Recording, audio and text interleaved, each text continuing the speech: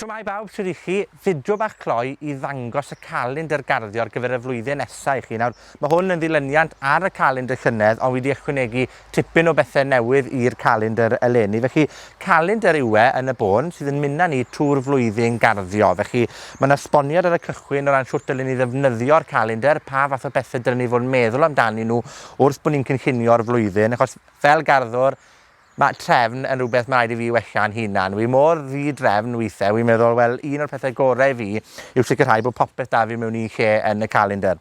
A dyna beth yw hanfod y calendr yma. Felly mae gyda fi fesul mis yn ôl y dyddiau y diwrnodau gorau ar gyfer hau y ran fwyaf o blanhigion neu lysiau neu beth bynnag I ni'n tyfu yn yr ardd ar gyfer ein hinsawdd ni yma yng Nghymru.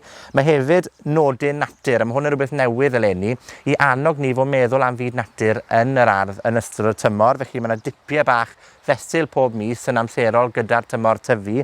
A hefyd mae gyda fi luniau o'r ardd, mae pob chi'n di dod o'r ardd fan hyn, a ryw ddywediad bach jyst I dod yn I mewn i'r tymor mewn ffordd.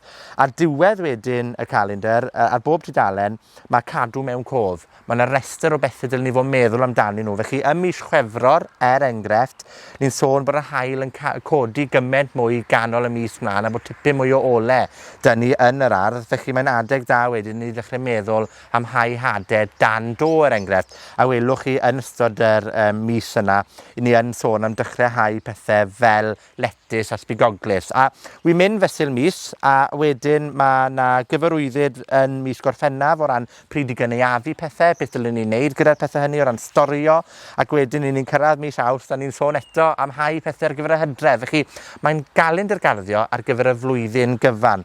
Ond yng nghefn y llyfr, a dyma sydd yn wedi newid yn sylweddol eleni, mae gyda ni gofnod y cnydau. Felly, pam ni'n tyfu pethau gwahanol, ni'n gwneud nodyn ohonyn nhw, ond hefyd mae gyda ni restr o eirfa.